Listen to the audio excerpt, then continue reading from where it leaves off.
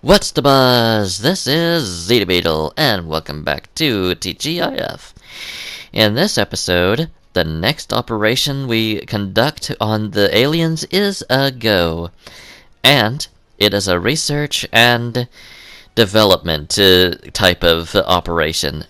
So, without further ado, let us begin. I start this off solo, and the challenge this time is to deal damage at the abduction site at Slurpy Swamp. In my pre-production notes, it simply says to deal damage at Slurpy Swamp. So, since I know exactly what it says on the challenge itself, seeing as how it wasn't that long ago that I reviewed it this time around, I can actually tell you what the challenge actually says, instead of just reading it from my notes. So, yeah. I believe it's abduction site from Slurpy Swamp. I'd have to double check and see. I'll tell you what I find out in the next clip. But for right now, well, I suppose next round would be accurate too, seeing as how I don't really survive this. Sorry for the spoilers, but you should have saw that coming, actually. I have mediocre building skills, and I'm armed with only a heavy. I pretty much said it right, I just said it in the reverse order of what the challenge actually said. It actually said, deal damage to opponents at the Slurpy Swamp abduction site. See how the order is different? I said, abduction site at Slurpy Swamp. She said, the Slurpy Swamp abduction site. Got it? Okay, good. Alright. So this one is to collect a Gravitron. And what is the easiest place to grab said Gravitron? I'll give you a hint. It only just now turned on right beneath me. That's right, the abductor that I'm currently running around. So, knowing it'll be a while before the thing actually finishes abducting, I move around here to collect as much as I can. Then, knowing that it wouldn't be too much longer, I go right in the middle of the abductor and wait patiently for it to do its job. And that's where the real fun begins. I get teleported straight into the mothership, holding cell, to begin experiment number 1659. Notice how I flawlessly named off the number? Well, this time I am a good deal closer to my screen than I was before. That's because I got a brand new recliner that is sitting like literally 5 feet away from the TV in terms of the distance from my head. So now, even with my short-sightedness, I'll be able to tell you some of what I can see. The challenge words may actually still be a challenge, but hey, I cherish a challenge. I actually like it. So, now, for those of you who have met me in person and know how sour I get sometimes, it's not the fact that I hate losing, it's the fact that when I lose consistently, then I start getting a little bit peeved. Like, and the thing about it is, in Battle Royale, it's not as bad because oftentimes it takes longer for me to be taken out, and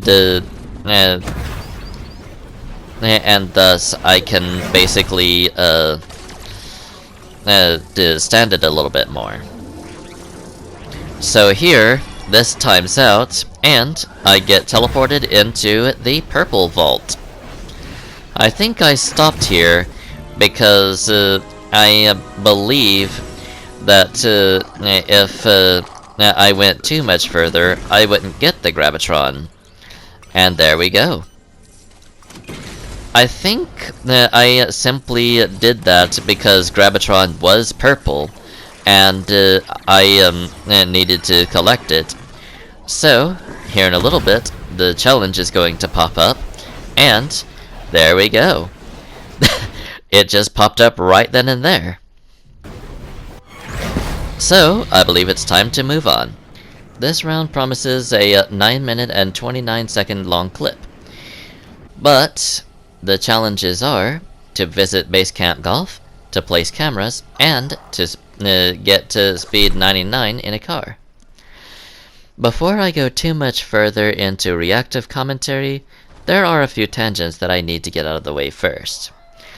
First of all, the songs in this particular clip are going to be muted because they are in unsafe stations. This is due to the fact that the original Rainbow Gun Challenge, for those of you who are OG enough to remember, got partially blocked, and I didn't know what that meant, so I assumed that nobody would ever be able to watch it again, so I just took it off the channel entirely.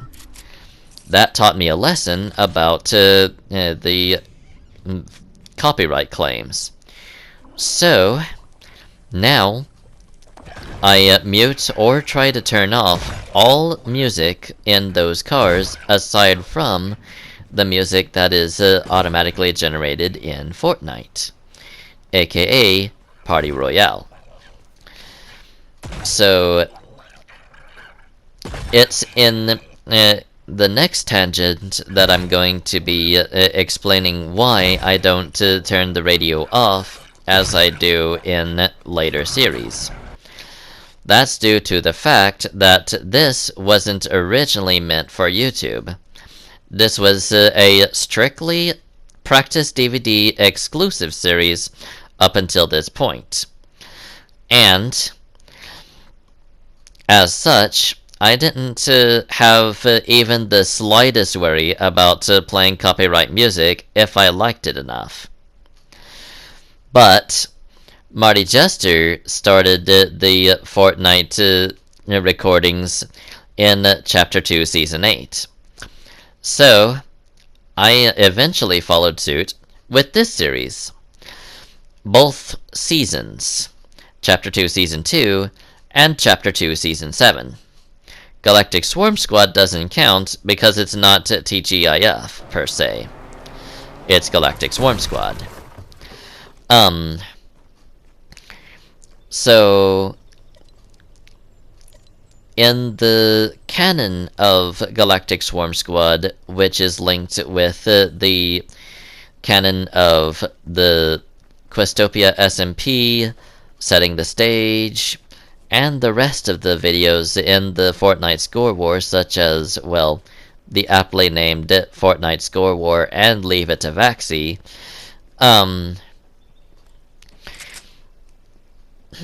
that counts as its own separate canon.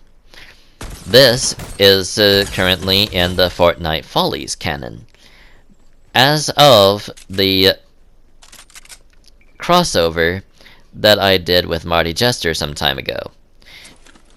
My episode was called The Harbinger's Warning, and essentially, it was me meeting my friends again in disguise, well, one of my friends anyway, which is Spider-Man Canada, as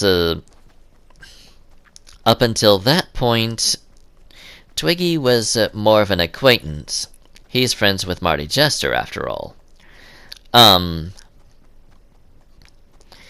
But, anyway, I met them in disguise as the Pumpkin Prophet, and then revealed my identity to them and you, the audience. So here, I got Base Camp Golf done. And now, I can move on to the Challenge 2, Place Cameras. But I hope you see now why some of this content is going to be muted in this particular clip. There is another clip just like this, well, similar to this anyway, further on down the line in this episode. But I mute that for a different reason. A reason that will be explicitly shown during the times that those clips are muted. And that's because this channel is supposed to be family friendly. That's my whole branding. My description literally describes me best. Expert redstoner, professional protagonist, good, clean family fun.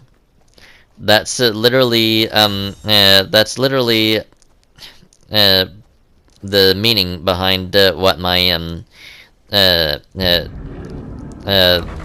description says. Now when I say redstoner, I hope you know that I mean Minecraft.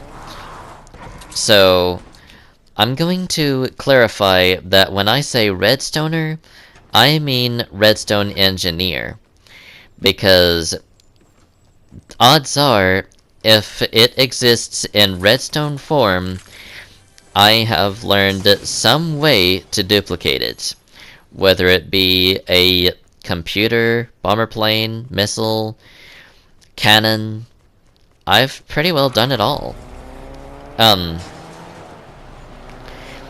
So yeah. Pretty cool stuff, don't you think?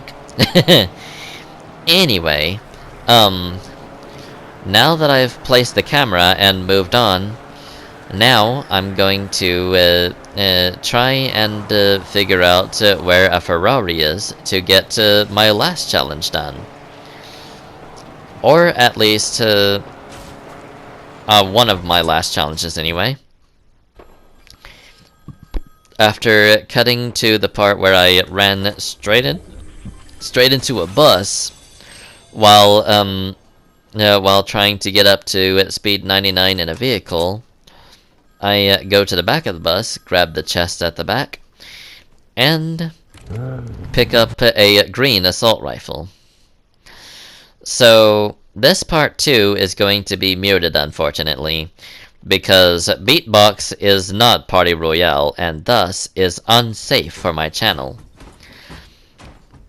Most likely in more ways than one, because on top of being copyright, I kinda like to think that certain genres of songs are actually more prone to swearing than others.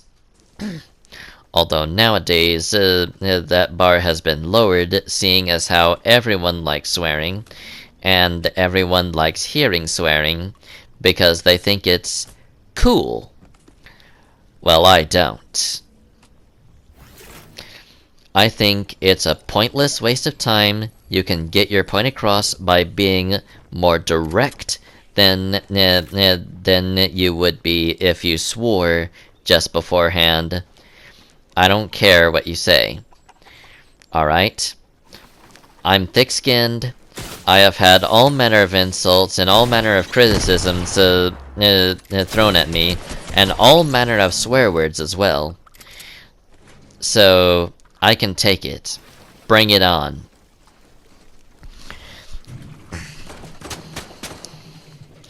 If you, but just know one thing. Since my channel is going to be as family-friendly as possible, if you do swear in the comment section, you will be removed. No questions asked. Because nobody else in my list of subscribers want to hear that garbage or read that garbage. So it would be in your best interest that if you want to keep an insult on here, you would do well to not have you would do well to not have a swear word in it. or that comment will be ignored and erased completely from the comment section. Anyway, here's where I get speed 99 in a vehicle, like here. So let's move on. Here's another thing to bear in mind since we're on the topic of comment section. If a comment that you say hurts one of my friends in any way, shape, or form, and they complain to me about it, your comment will be deleted, and you'll probably be blocked from the channel. Because this is supposed to be a family-friendly channel, it's supposed to be a friendly channel, and I don't want you hurting anyone that happens to be my friend or my subscriber. So, let me make this painfully clear, just to hammer the point home. If you make my friend cry, your comment gets deleted. Promptly. Got it? I am not kidding. You just try it, and you'll see exactly what I mean. That cat just made the wrong move and tried to shoot me, and Joey was right between us. Brother. Yeah. Sometimes people, they make those strong impulse decisions, and it ends up taking them down. Maybe that was an AI, I don't know. But still, that was too funny. But here is where I start to telling you what the challenge of this episode, or this round, is. And that's actually pretty easy. Pretty simple. The challenge is to take challenge from Batman and to eliminate an enemy. Or an alien, rather. More specifically. I'm kinda hurt by this, but, you know, I know that he's not talking about me explicitly, because I am a good alien that is fighting against the last reality. So, yeah. And the main reason that I know about the last reality is because of Chapter 2, Season 8, which, seeing as how I'm a snapshot of the original Zeta Beetle that left the map after this, I have experience with the last reality. So, yeah. I mean, it doesn't get more explicit than seeing than sneaking up on a bite when a TV is explicitly telling them that they are the warrior of the last reality. So, yeah. Anyway, I try and take on this saucer, and once I run out of ammo, that's when I start turning tail. Because without any ammo, there's no way for me to hit that saucer in the sky, and thus no way to bring it down. So, I would be fighting a one-sided battle, in which I would die. So, noting that, I went in here, grabbed a heavy assault rifle and some minis, applied those minis, and then went back out this door in order to face my opponent anew. So, by this point, I don't really realize that there's already a trespasser in the water. But once I see them, that's when I start going after them with my assault rifle, and then that's that. When I finish this trespasser off, that's the challenge done. So, now that that's done, I can head on over to this dock and Even though the challenge is done, I decided to go on ahead and take that trespasser out as well. Then I swim to their loot and grab the Chimera ray gun, and I think we all know what I'm going to say next, which is typically I go ahead and replace the SMG that I had with the Chimera ray gun. For obvious reasons, because I explicitly told you those reasons in the last clip. Well, I think, maybe. I don't know. I told you in one of the earlier clips, but just in case you needed a reminder this early, let me be blunt. The Chimera ray gun has a pretty good firing rate, and it has infinite ammo. Therefore, it's something that never runs out, can shred through health, and is pretty... Oh right, I forgot that they joined. Going into live commentary now. If you wanted to be more efficient, you could have enabled autorun and then autorun. Well, actually, that wouldn't have been half bad idea. Oh, it's got too late. If you can make You can it land Boney. We could go in like a little triangle. So somebody gets knocked or... This week's challenges are so easy. Are they easy? Well, I'd rather them not be hard. You don't need them. Like, So his name is the I Dark only Spirit have to 11. damage an opponent once for one of the stages. Hey Jester, I want to kill the Dark Spirit how 11. do you spot a blind guy at it? Okay. It's not hard. Because he's, well, actually. Does it make sense? Please tell me to understand the joke. It's because the guy is staggering around or something. No, okay. Listen to the joke. How do you spot a blind guy at a...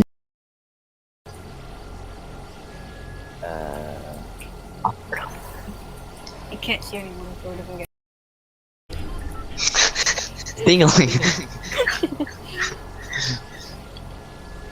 When someone gets the right answer, ding-a-ling, ding-a-ling. This.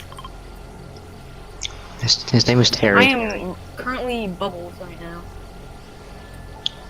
That is a alien hologram thing. It feels like I'm gonna ball it. It came from the Rift Door. I like ballers. Jonesy.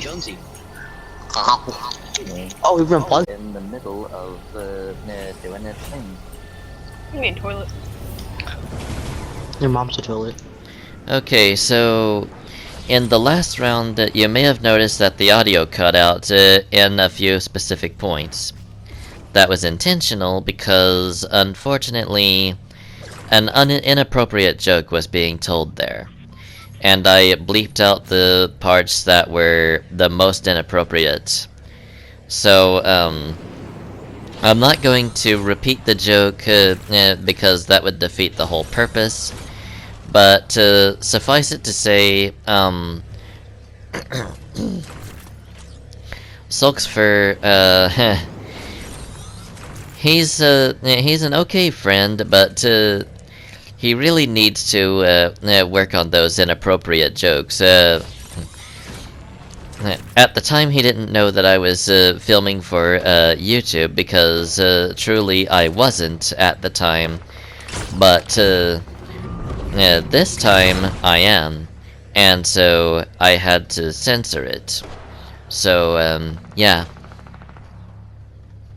Sorry for those of you that enjoy those types of jokes, but my channel is strictly family friendly, and I am not going to enable those jokes. I'm sorry. I am just morally opposed to exposing anyone to that on my channel. if you want those types of jokes, you go to Markiplier or Jacksepticeye or whoever deals with those types of jokes, because they have no place here, and neither does racism or anything else. So, yeah. I'm just going to leave it at that. So, here, I am abducted by the abductor, and we can begin the mission, which just so happens to be visit Flush Factory in the mothership. This is the challenge that let me know explicitly that this was in fact the mothership. So these abductors have some super scientific things that just warp you into the mothership. Although then again, rifts do exist. And we soon learn that the aliens and the last reality, the sideways dimension, is actually are all connected with the aliens. So,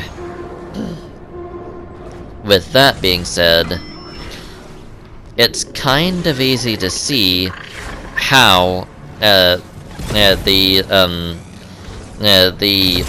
Trespasser Elite is powered by the Corruption Cube. Though that does still leave the question, what type of alien pilots it, and where can you find said alien in the whole thing?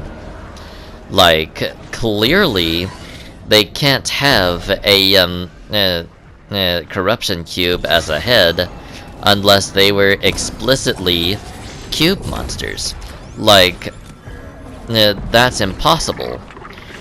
Because, well, then again, we are playing a game right now that deals with the impossible. Like, let's put things into perspective right quick. We have managed to survive a black hole, which is, in every sense of the word, impossible. Like, all matter was reconstructed from that point as of the end of Chapter 1. Then, we survived a literal tsunami in the end of Chapter 2, which is also impossible because of the breakneck pace that the waves would explicitly be traveling towards you. Those tsunamis can destroy cities, coastal cities, and yet it doesn't even leave a scratch on you. Although then again, there's where completely disregarding the fact that you can survive literally being shot to death. And that seems to be as about much time as we have for this episode. Join us in the next one when we visit Corny Complex, defeat aliens, deal SMG damage, catch a gun while fishing, and outlast opponents. In the meantime, though, thank you so much for watching. We hope you enjoyed, and we will see you all next time. Until then, adios, amigos.